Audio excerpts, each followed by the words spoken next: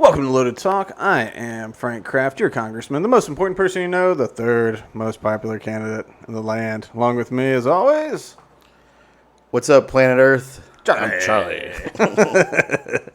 Come on, Bean. Well, we took off last week because of Mother's Day, in part to celebrate the women in our lives, and also because I own a flower shop, and I was butt stupid by the end of Saturday, and then Sunday I was still butt stupid. What'd you get into for the old Mother's Day?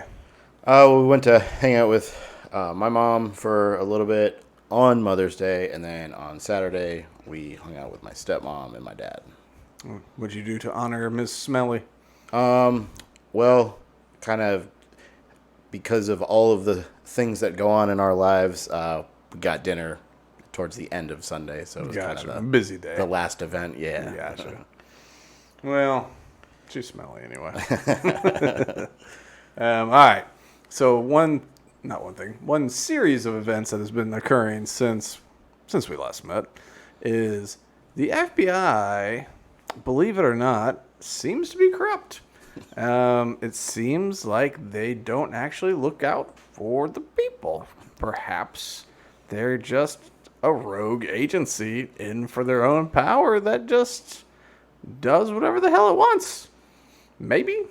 I mean, that's my personal opinion. That is not technically slander. If it's an opinion, just throwing that out there. Actually, I forgot. Before we go through this, pull up my tweets on my twits because I threw something out a while ago. That was a nice little mix of everything glory that is the FBI. And because there's a huge contingency. Well, actually, it's weird now. It used to be that Republicans were very pro-law enforcement, So FBI, CIA, NSA, all that kind of stuff. It was like, there's some bad apples, but, we really need to fight terror. We need to make sure the good guys, the U.S., we win, So it's important that cops, law enforcement, FBI, it's all very important. Well, then the FBI went after Trump. And now the Republicans don't seem too pro-FBI, which is very interesting to me. And they're becoming a little less pro-law enforcement. They're still pretty big on cops. But I think if cops start making them put masks on again, they might change their tune. The unfortunate reality with that is because it's all polar and because no one cares about truth as much as winning. Now the Democrats, who used to be dependably against the FBI and CIA, NSA, and all these type of big government things, especially during the George W. Bush era, they're now more pro FBI and federal law enforcement, which is not ideal. Because if we could all just agree that the FBI sucks, we could just get rid of it. They started, the idea was, what happens if someone robs a bank in Arkansas and then goes to Missouri and robs a bank? Arkansas can't chase past the state lines. They just wave to them. It's horrible. And it's like, it's impossible to solve this right now. And then eventually we get telephones. It's like still pretty difficult to solve this. And but now we have the internet. So, I am certain multiple states can get together and be like, hey, I think this dude's doing stuff too. It's like, yeah, maybe we should look into it together. And, even with the FBI in its early days, they investigated. And the local law enforcement made the arrests, put them in jail. But it was just like, hey, guess what? Here's some news. It's not just an Arkansas problem. It's a Kansas and a Missouri problem, too. We've got lots of charges. We got lots of information for previous investigations. You don't have to start from scratch. Let me read you some stuff. So this I posted almost a year ago, August 13th, 2022. I don't have it on the thing. I'm reading it off my phone. So I just said, the FBI was used in World War I to spy on and arrest anti-war citizens. So that was, good old days of the Sedition Act, something like that. Sounds familiar. Yeah, where it's just like, hey, you against America, you go to jail. Or was that World War II? But anyway, World War II, they spied on, and then in turn, Japanese American citizens. So, we had concentration camps in like Minidoka, Idaho, and places like that. Because if you kind of look a little jappy, you look like one of them people from Nippon, got to put you in a concentration camp in case you want to take over America. Of course, that was also done by a Democrat president, just like the World War I stuff. The FBI spied on and attempted to blackmail Martin Luther King Jr., tried to push him to suicide. Martin Luther King Jr. was not a perfect man. He may have dabbled with some ladies from time to time. And so the FBI thought they could undermine the civil rights movement because obviously good guys want to undermine the civil rights movement. So just let that sink in for 1 minute, that the goal was to not have equal rights. So in order for the federal government to keep black people from having the same rights as white people, they would record King in mid-coitus with a lady and then play it back for him and say, this is going to get back to your wife. We're going to mail this stuff. We got these photos. They're going to be mailed to your wife. And their goal was to get him to be so ashamed of himself that he'd kill himself. And, so more FBI. Well, of course, they cooked many families alive in a house fire because they had silly beliefs. The Waco cats. Like, of course, the Branch Davidians were nutters. Okay? They were nutters. But here's the thing. David, which I believe was the dude, David Koresh, right? Mm-hmm. Yeah. So he said at the very beginning that his end would come at the hands of the federal government sieging in a siege, and they would die, or he would die. A bunch of them would die, but it'd be the hands of the federal government because they didn't like what they believed at that house, and that they were going to come in and kill him. So maybe he's a nutter. Maybe he's a prophet because he got that one right, And so they came in there and they're just like, hey, we're worried about the well-being of these children in there. Let some out. We'll let some out. Like, okay, well, we got to protect all these women and children. Let's burn them all alive in a house fire. Because if they're dead, they will be protected. ATF had a nice hand in that as well.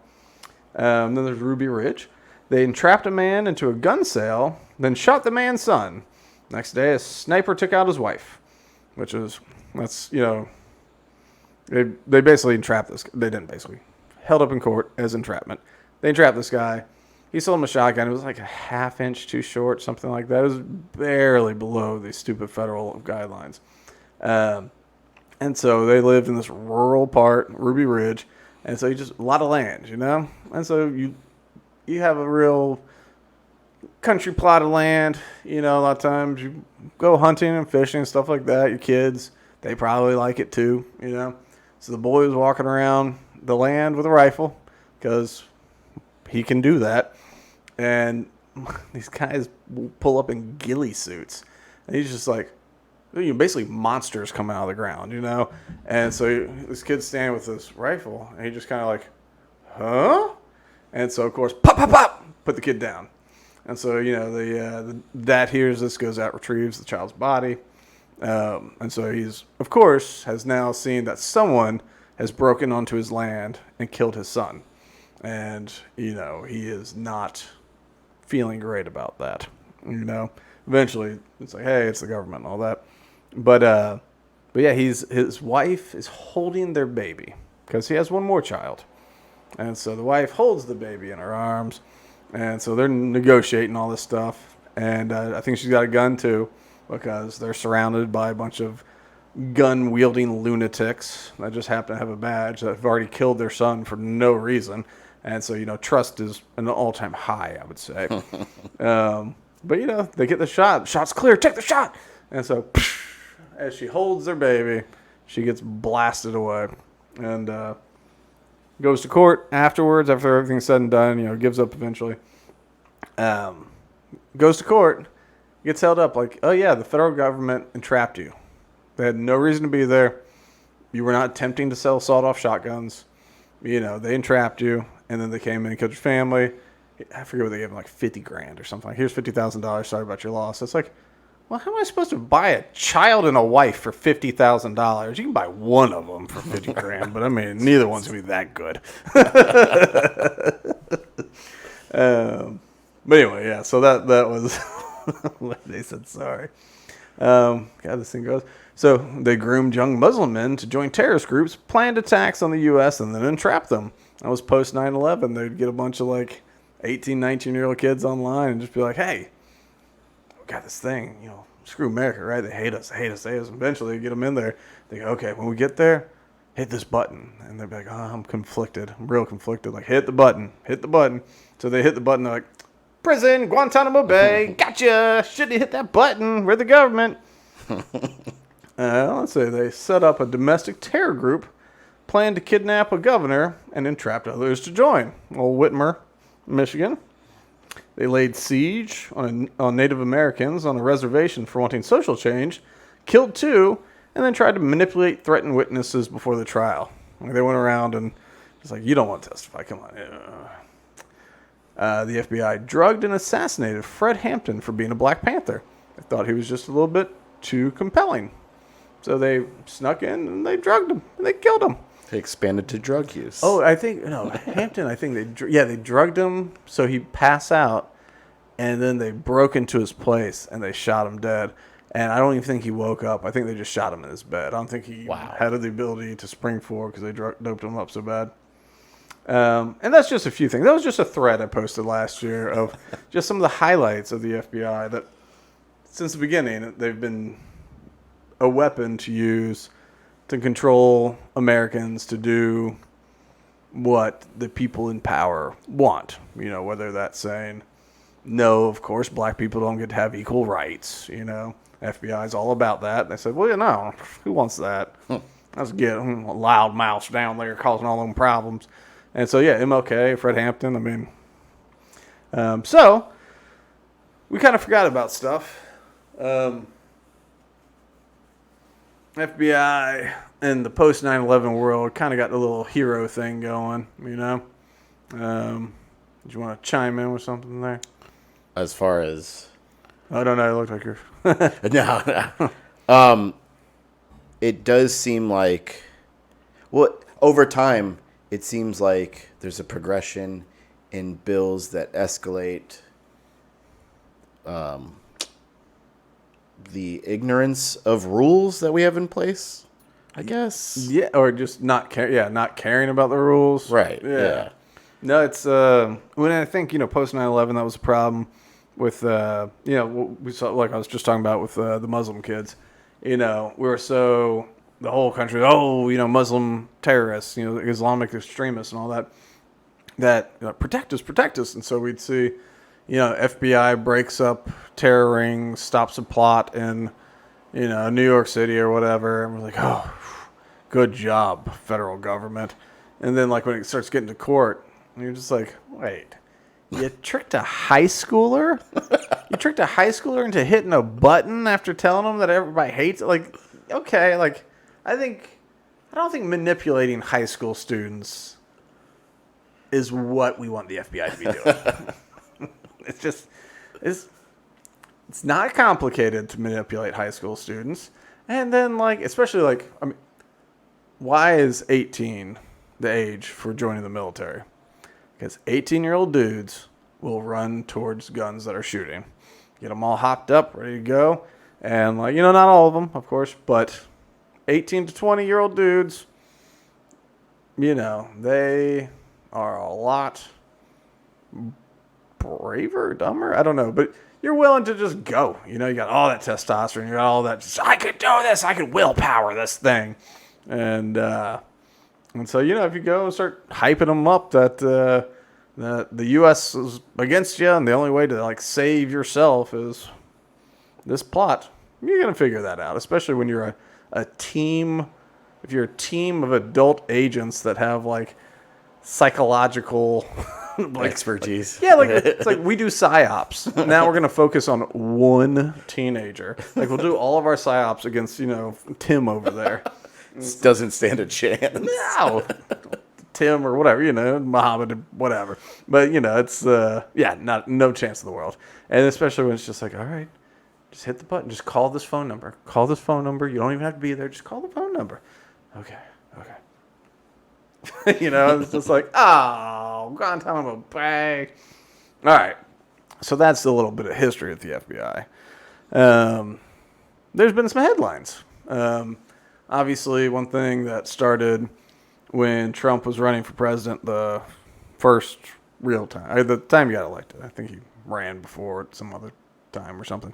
Either way, when he ran and he won, at some point, there was this talk of Russian collusion, the Hillary Clinton campaign said he's colluding with Russia, he's a Putin puppet and all that, and we heard about that basically his entire presidency.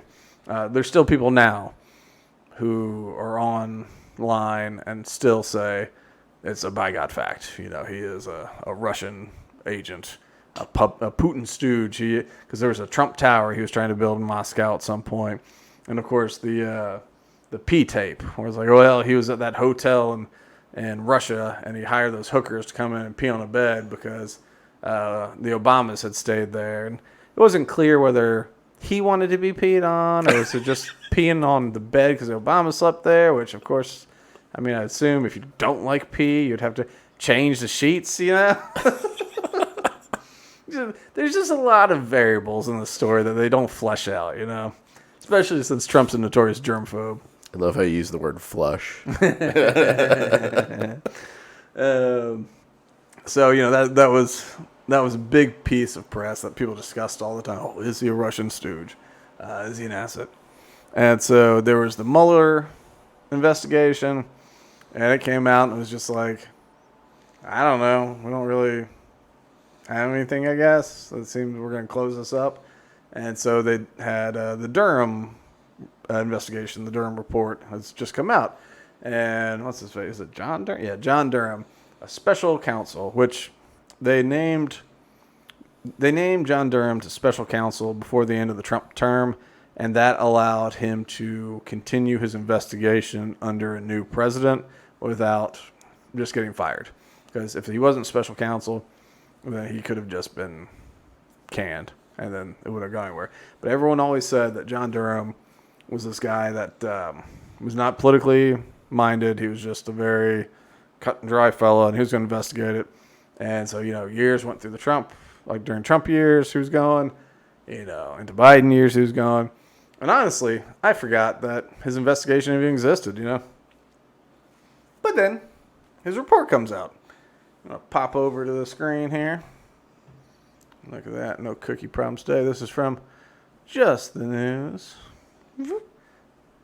Special counsel John Durham released a damning final report Monday after more than 3 years of investigating the Russian collusion probe, declaring the FBI had no verified intelligence or evidence when it opened the Crossfire Hurricane probe of President Donald Trump's campaign in December of 2016.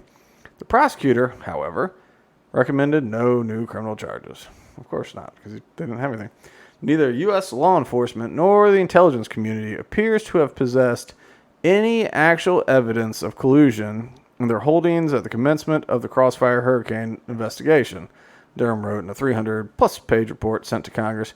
So, just real quick, law enforcement and intelligence appear to have possessed no evidence of collusion when they started. No evidence.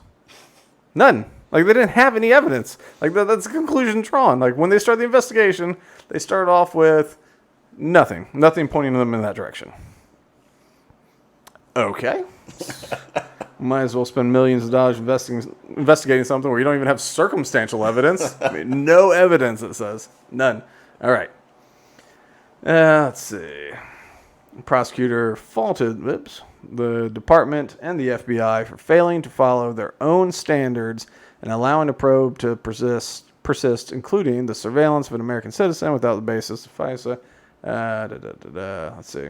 Yeah, here it is. Based on the review of Crossfire Hurricane and related intelligence activities, we concluded the department and the FBI failed to uphold their important mission of strict fidelity to the law in connection with certain events and activities described. the Department of Justice and the FBI failed to uphold the mission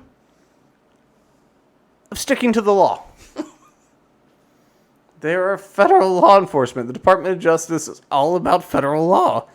They didn't stick to having fidelity to the law. But it's okay. It's the FBI. They don't have to do that. The FBI personnel also repeatedly disregarded important requirements when they continued to seek renewals of that FISA surveillance, while acknowledging, then and in hindsight, that they did not genuinely believe that there was probable cause to believe that the target was knowingly engaged in clandestine intelligence activities on behalf of a foreign power.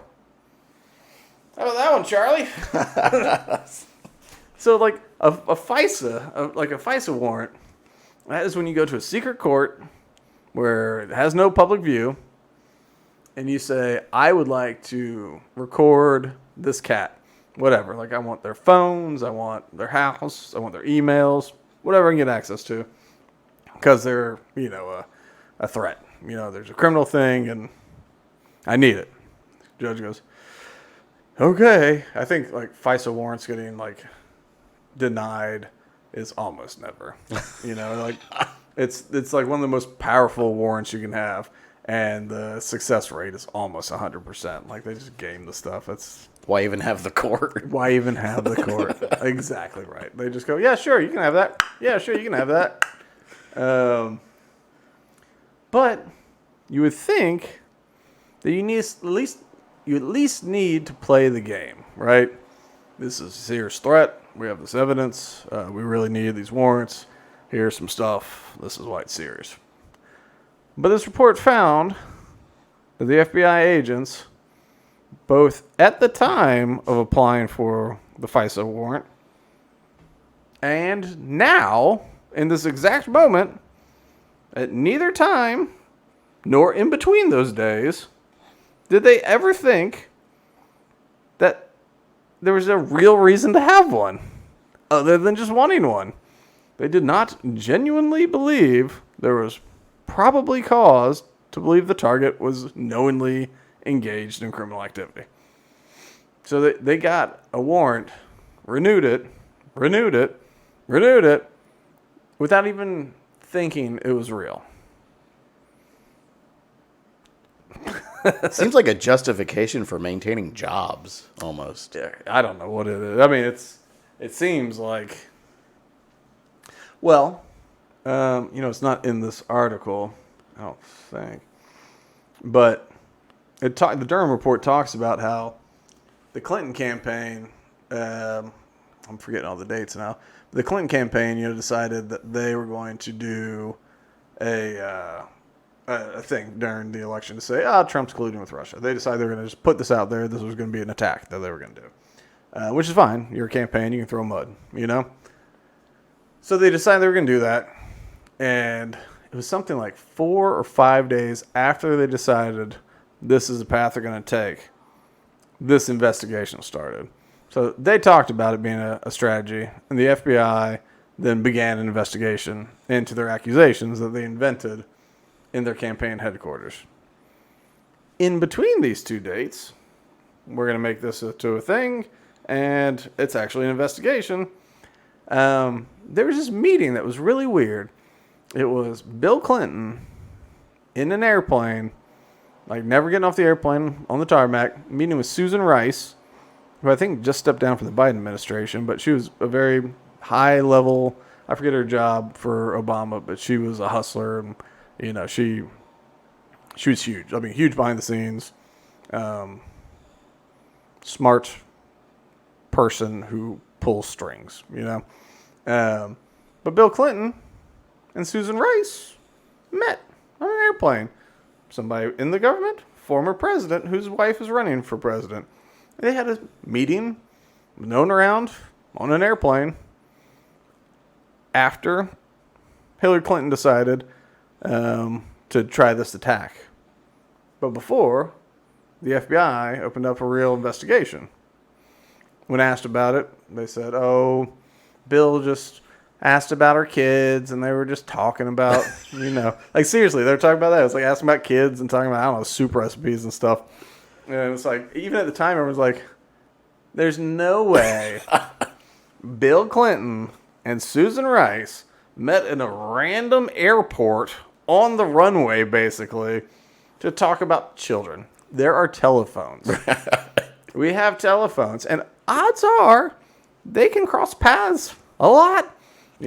Current major player, former president, like at this point, the previous Democrat president, and at the time, Bill Clinton was still kind of deified. And so anyway, Nothing to see there. yeah, I mean, what could that even mean? And I don't know if it's in this article, but the FBI met with the Obama administration, which this vice president guy named Biden. But they met with the Obama administration. They met with the Clinton team to talk about this. At no point was it like, oh, well, this is politics. We should not do this, It was just, okay, we'll just move on forward. Let's see. So the FBI is trying to kind of whistle past this. The conduct in 2016-2017 that Special Counsel Durham examined was a reason that the current FBI leadership already implemented dozens of corrective actions, which have now been in place for some time. Had those reforms been in place in 2016, the missteps identified in this report could have been prevented. This report reinforces the importance of ensuring the FBI continues to do its work with rigor, objectivity, and professionalism the American people deserve and rightly expect. So they say, look, I know it looks bad. We already fixed it. It's all good. It's good. We already fixed it. We knew about it. Yeah, we knew. There's a problem. We found that. We fixed it. Let's see. Durham specifically faulted the FBI for relying on evidence from the campaign of 2016 Democrat nominee Hillary Clinton, including the now discredited Steele dossier, saying leadership lacked the necessary distrust of politically motivated allegations. They didn't even go, are you sure this ain't just about winning an election? I promise. All right. Our investigation also revealed that senior FBI personnel displayed a serious lack of analytical rigor toward the information that they received, especially information received from politically affiliated persons and entities, he wrote. This information, in part, triggered and sustained Crossfire Hurricane and contributed to subsequent investigation. In particular, there was significant reliance on investigative leads provided or funded, directly or indirectly, by Trump's political opponents. The department did not adequately examine or question these materials. Why would you investigate? Just because you have a Bureau of Investigation? And the motivations of those providing them, even when at that same time the director of the FBI and others learned of significant, potentially contrary intelligence. So they learned that there's other stuff that's like, well, that's not true. And they're like, man, I don't know. Hillary's pretty sure. She's pretty sure.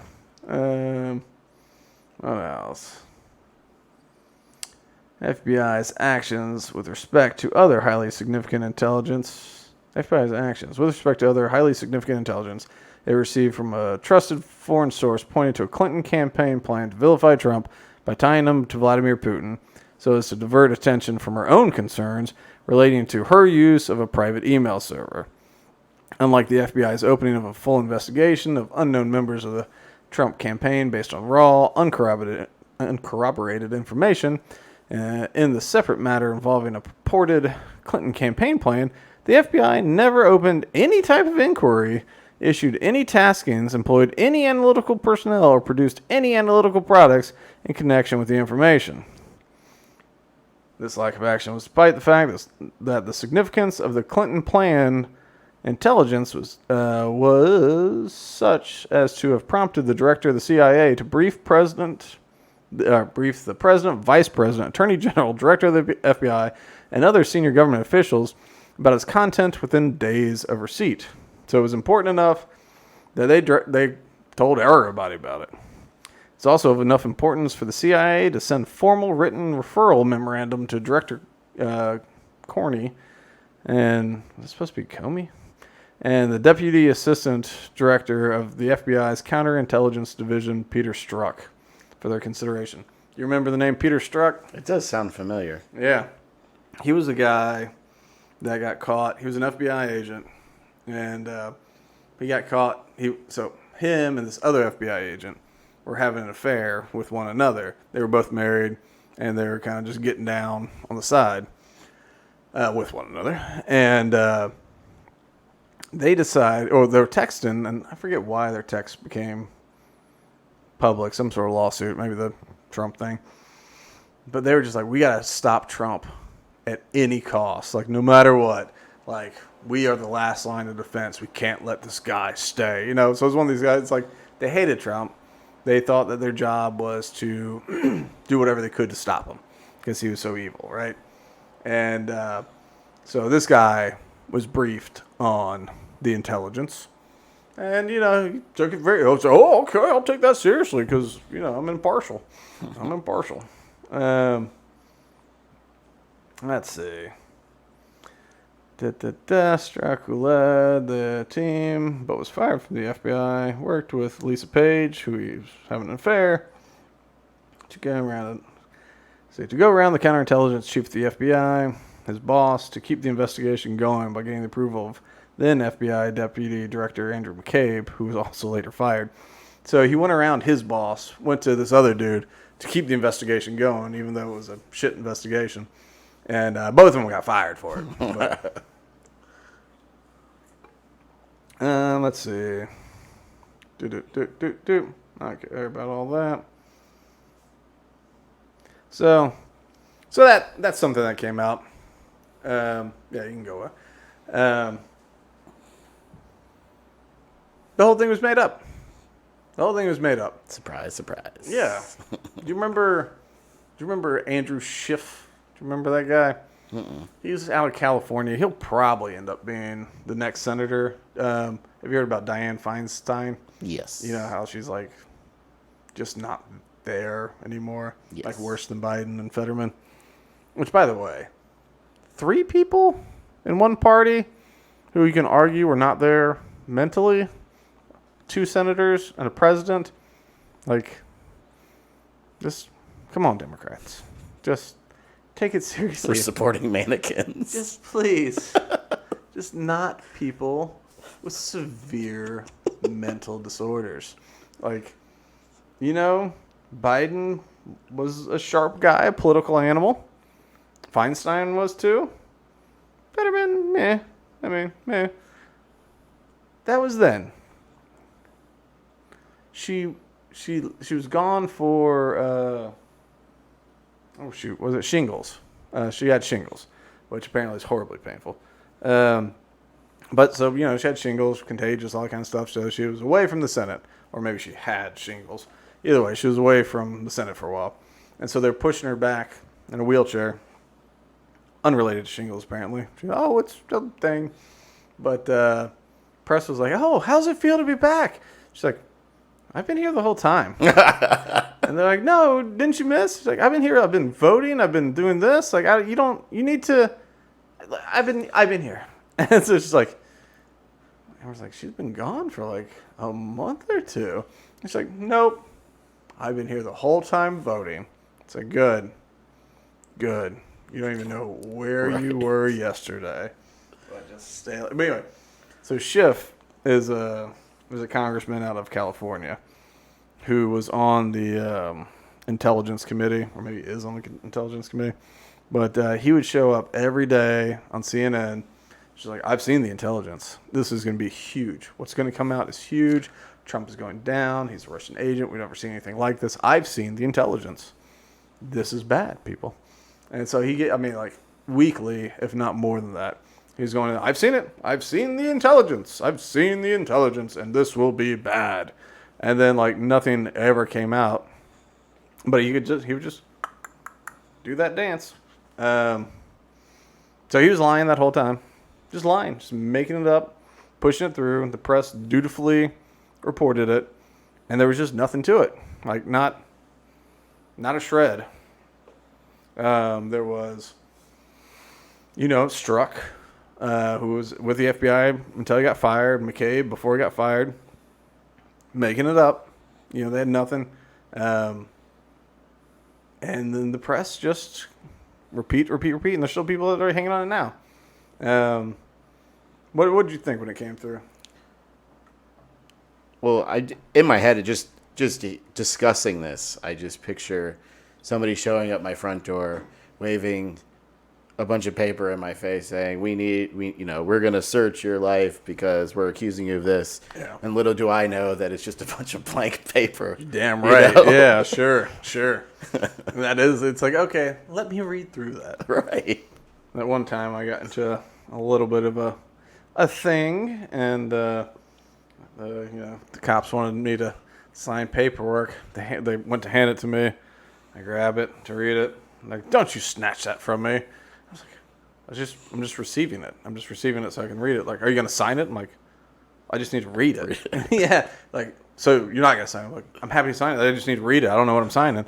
And like, write down refuse to sign. I'm like, I didn't refuse to sign it. I was like, I just want to read it. I haven't even gotten a pen yet. I hadn't. So they said, what about this one? You refuse to sign this one? So I was like, do I get to read it? Like, write down refuse to sign. Like, I was like, okay, I guess that's just how this is gonna go. I was like, I'm happy to sign things if you let me read them. So yeah, I'm sure if they show up at your door, read the papers. One little kind of fun twist from this that I didn't even know about. Okay, this is just from yesterday. Here, pop back over, yeah. Also just in the news, British intelligence expressed skepticism about the FBI's investigation into Donald Trump's campaign's alleged ties to Russia in 2016, and eventually became so concerned it stopped cooperating, according to the Durham Report. Let's see. Durham highlighted an exchange between an intelligence official and the FBI's legal attaché office in London, ALAT, in which the latter relayed concerns about the flimsiness of the evidence, especially as it related to George Papadopoulos and Carter Page. Quote, dude, are we telling them, the British intelligence, everything we know? Or is there more to this, he asked. That's all we have. Not holding anything back, was the reply, prompting the original guy to say, damn, that's thin. Like, FBI dude's just like, we got more than this, right? Like, nope. Oh.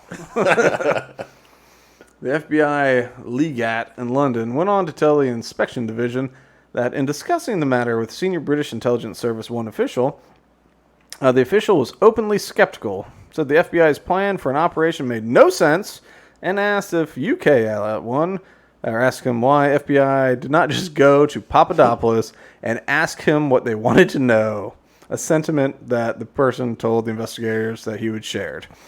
They're just like, there's nothing here. Why don't you just go talk to him?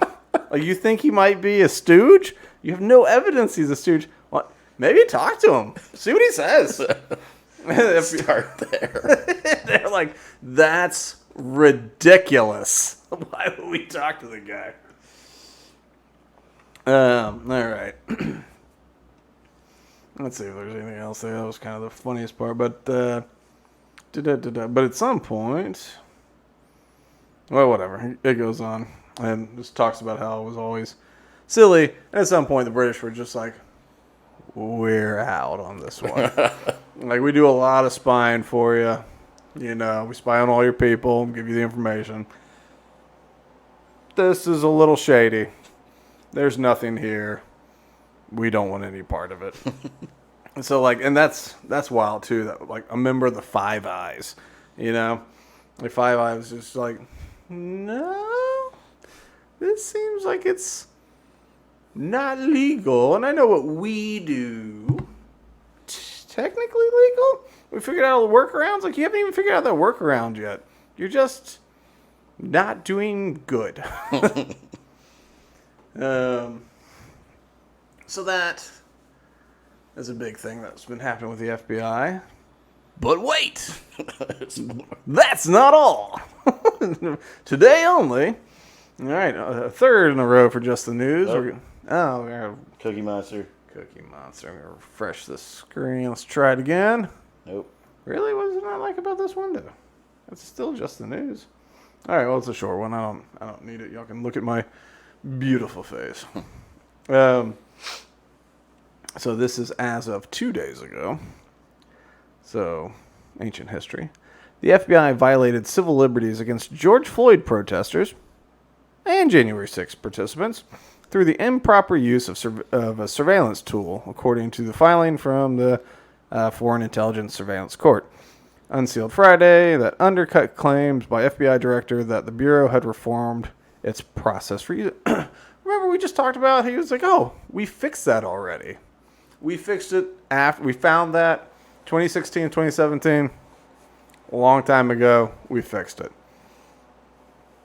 The revelation is certainly to place pressure on Congress, which must decide this year whether to renew the law permitting the use of the Section 702 database.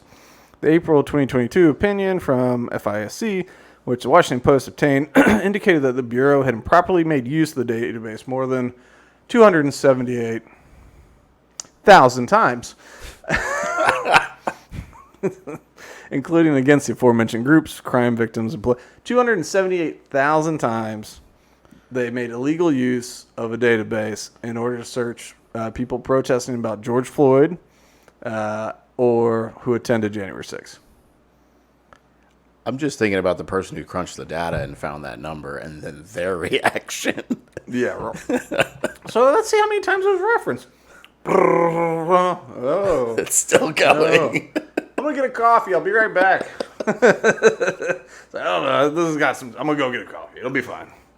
Let's see. Insists it's reformed its use.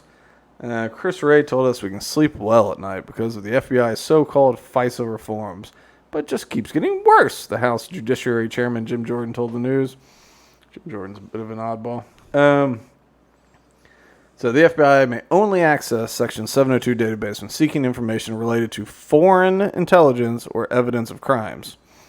The database includes countless electronic communications and other materials that the Bureau may search for those purposes, which is scary enough. It's like, look, this database has a lot of sensitive stuff, communications and whatnot, so you can only search it when you mean it. It's like, how's the data get in there? Like, shut up. It's like, it feels like it might be illegal to even have this information in your database. Like, look, we don't even look at it. We don't even look at it unless we need to. So, what was that? That was 2020, right? George Floyd?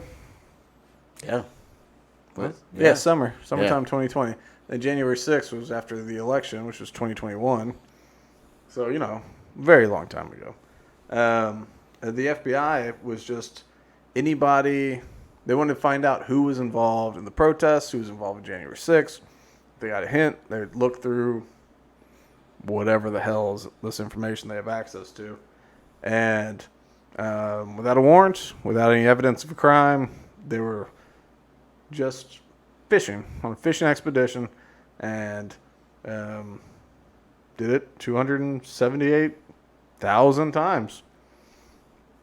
Another part about the January 6th thing, the FBI asked Bank of America, which if anybody banks with Bank of America, we have Bank of America for the Arts Center, and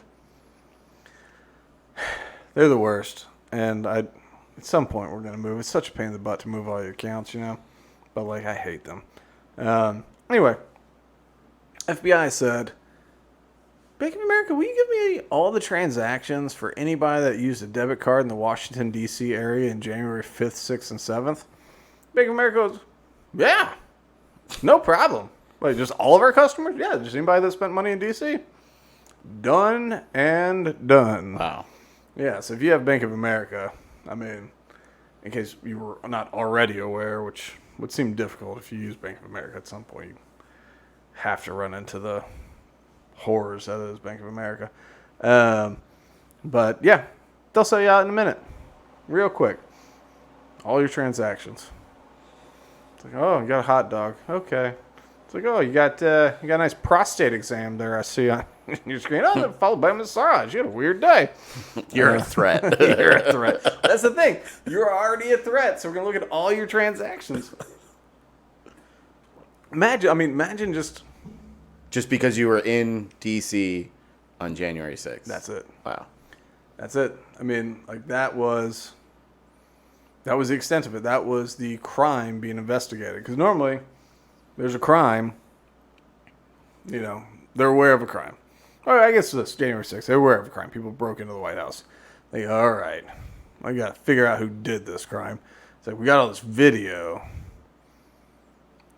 That's not enough. You know, it's just like, we're going to get anybody that spent money in D.C., investigate all of them. You know, investigate all of them.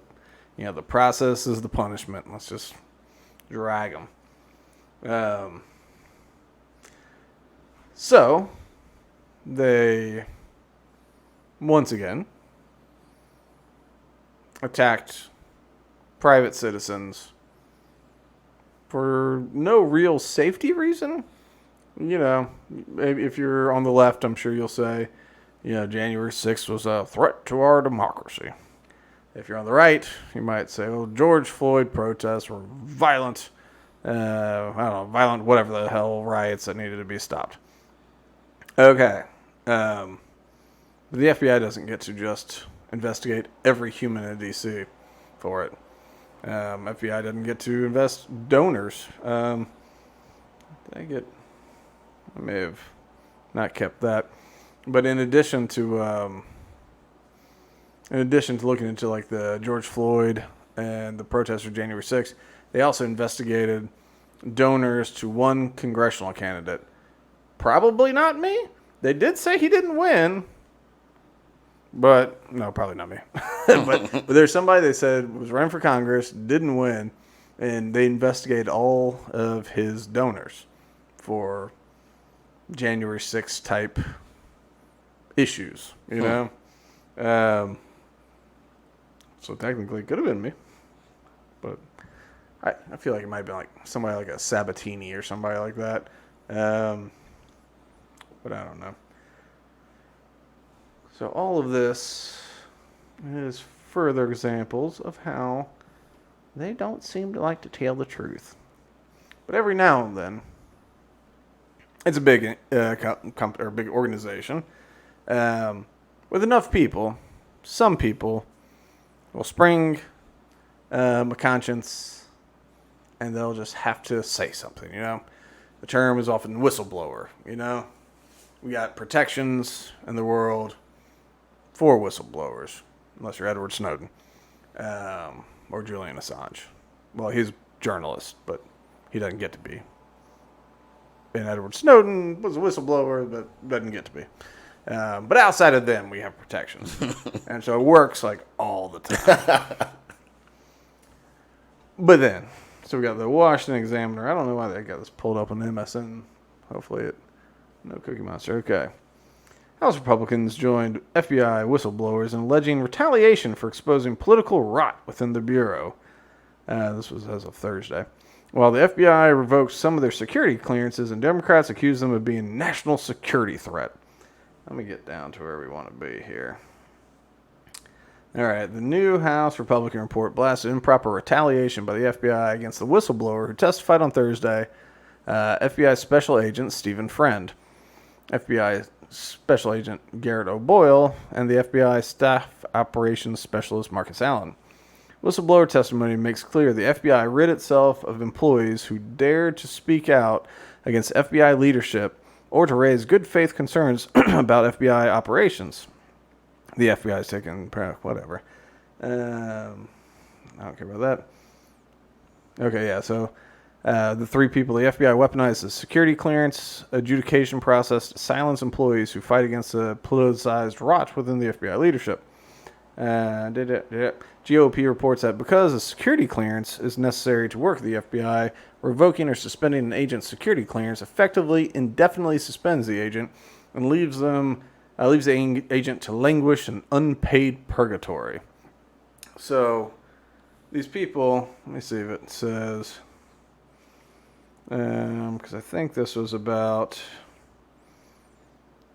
the FBI retaliated against Friend after he expressed concerns about how domestic violent extremism cases were being labeled and managed, the excessive force used in apprehending January 6 suspects, and for making protected disclosures to Congress.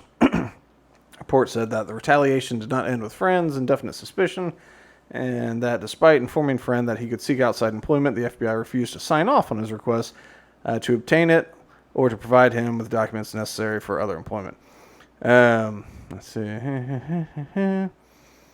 It was just a mistake. She says, I own this mistake. Did have security clearances. Okay, so this guy, or these people, they come out and they say, we think y'all are pretty quick to label people as domestic violent extremists. We don't think it really falls into any sort of set category. It seems overreaching, maybe illegal. And then when you go to get the January 6th people, it seems like you're getting real violent when you bring them in, like excessive force.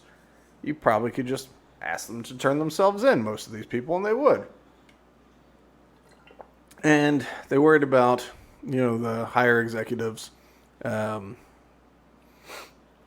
don't know, just generally acting more political than doing their jobs properly. And so they, here's something. The FBI also said Friend entered the FBI space and downloaded documents from the FBI computer system to an unauthorized removable flash drive. Oh, evidence. Friend publicly released sensitive FBI information on his personal social media accounts without authorizations. And they're saying that's why they revoked his clearance. But they take away these people's security clearance, and it's like, well, now you don't get to work, you don't get paid. And so, Friend at least was like, well, I want to get a job. Am I allowed to work? They're like, yeah. Will you sign this thing that says it? Just crickets. Just crickets. There's nothing. So it's like, okay. And then they called him a threat to the country. And some Democrats are doing this too. They're calling these people a threat to the nation. And it's like, okay, they're speaking out against problems they see within their own agency that they've served loyally for whatever amount of time.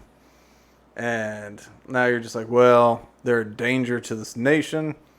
They don't get to have clearance anymore. It's like, okay, well, we let them move on for another job? No.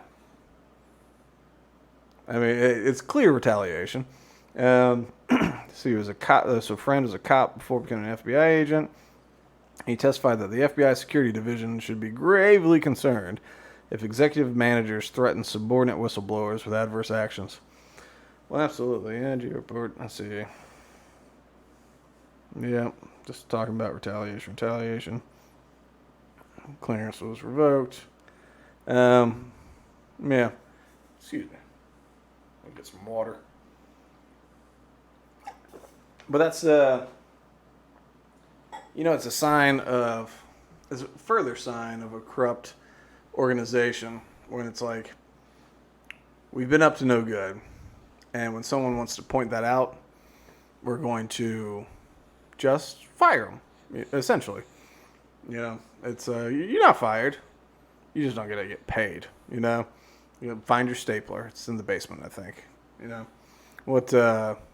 How do you feel about all this? Well, I completely agree. It's one of those, thank you for upholding the duties as an FBI agent, but because you've done that, you're fired. And it's even worse than that, because at least if you're fired, you got to go get a job. This is go sit in the corner and don't get paid. It's like, well, I can't do that. I've dedicated a lot of time to this law enforcement thing, and I have to get paid to survive. We sign this sheet of paper so I can go get a job somewhere. What are you, crazy? No, but you're not fired. You still work here. It's like, oh, okay. But my paycheck, I did not receive my previous paycheck. And they're just like, oh, no, it's fine. To the basement. Have you watched the show Barry? Mm-mm. Man, the guy that plays, what's the stapler dude's name in Office Space? I don't remember his name. Yeah, me neither. But, the whole time he's just, meet stapler. He plays this guy in the show Barry that's like a contractor for assassins. And, I don't know, he's just wild. He's such an intense guy. He's one that, I don't know, he's a wild actor. I really like him. I don't know if he gets his due necessarily, but he seems to have a very wide range. And the way the series is about to conclude, he's kind of been reborn as this just total badass. The Raven. And, I don't know. Good actor. I like that guy. Even if he doesn't know where his stapler is. Let's see. Okay. So, isolated thing of punishing some whistleblowers. It happened one time. That lady said that they're not signing the paper. That was her mistake, and she owns it. Right? So, mistakes happen. Well, more just the news here. So we got Grassley, Johnson.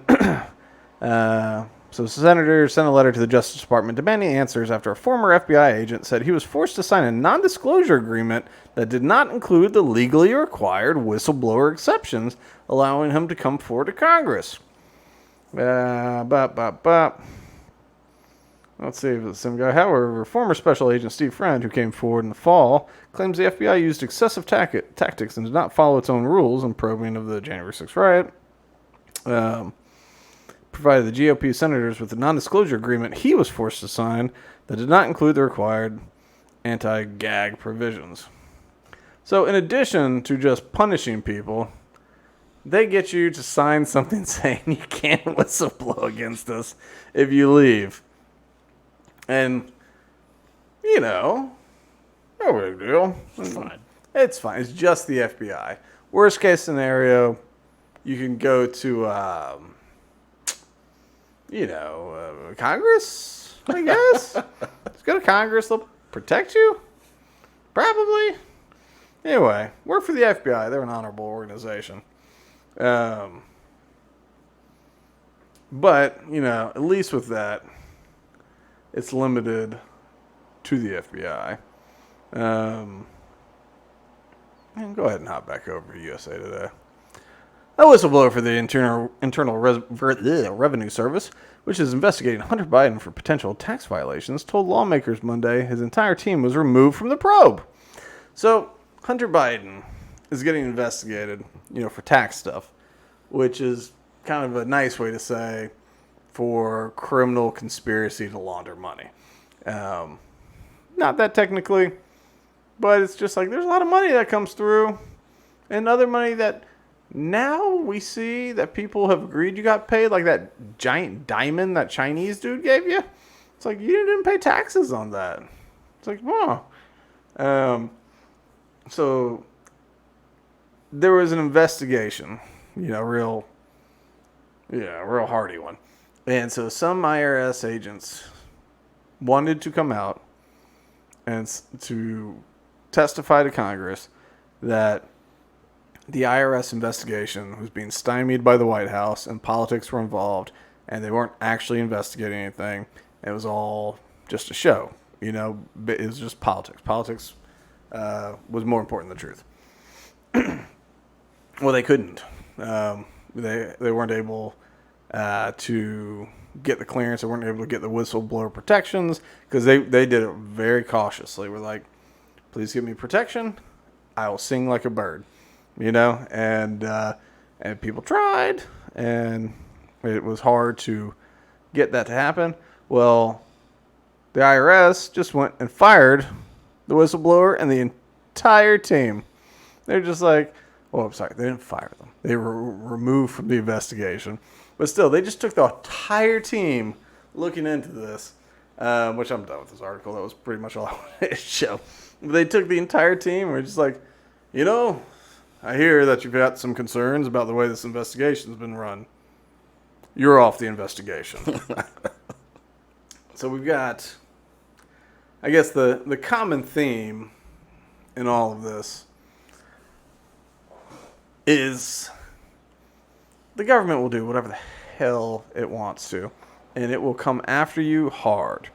And it will ignore wrongdoings by other people if they're politically connected.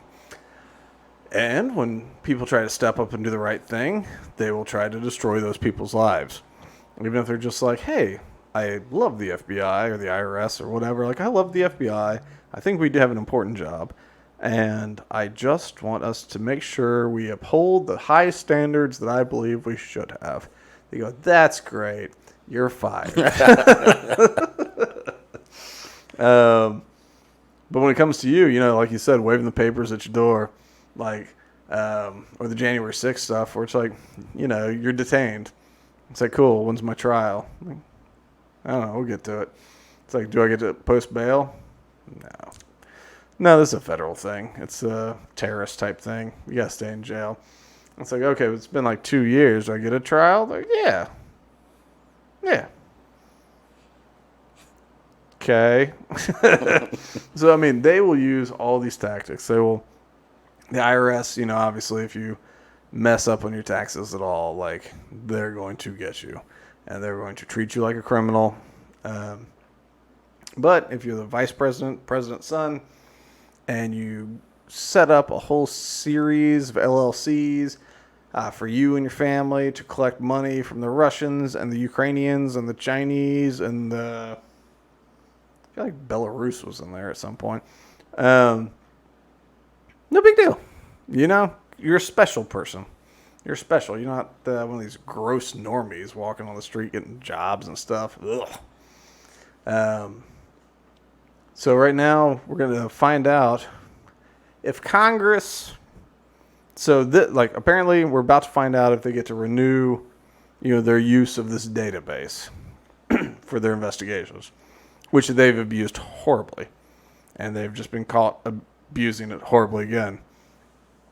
I have a feeling some Republicans are going to come out and suddenly take a law enforcement, protect our people position and say, well, I disagree with this, but really defending against terrorism, all these terrorists, we got to do it. We got to give them the permission. I know they abused it, but they say they won't anymore. I bet that's going to happen. All the Democrats are going to vote for it too because, they're going after Trump right now. And I bet you the whole thing caves and they just sign off and FBI gets the power right back or never loses it for a moment. But I think this series of stuff that just came out, within this week or whatever, I think it's just further evidence that the FBI is not here for us. They're not here to serve and protect us. They're here to serve the powerfully connected, serve themselves, and then protect themselves from getting in trouble when they break the rules. And it's hard to see the FBI as anything other than that.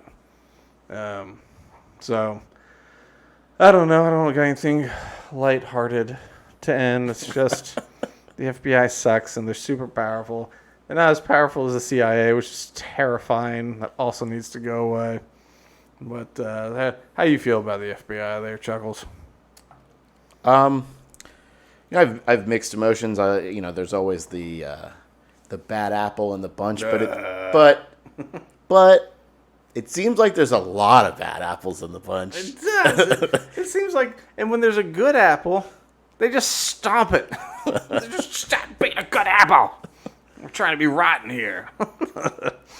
Yeah, I don't know. They need to just get rid of the FBI, I think. Mm-hmm. And I don't know how you get rid of the CIA. I even wonder, say you shut down the CIA, it makes me think it'd be something like a SHIELD or Hydra from Marvel stuff, where it's like, look, it doesn't exist anymore, and yet it exists everywhere. They still are running drugs. They're still running guns. They still have all these different ways to make money. Their budgets are fine. They have guns. They have structure. They don't have a government signature anymore. Okay.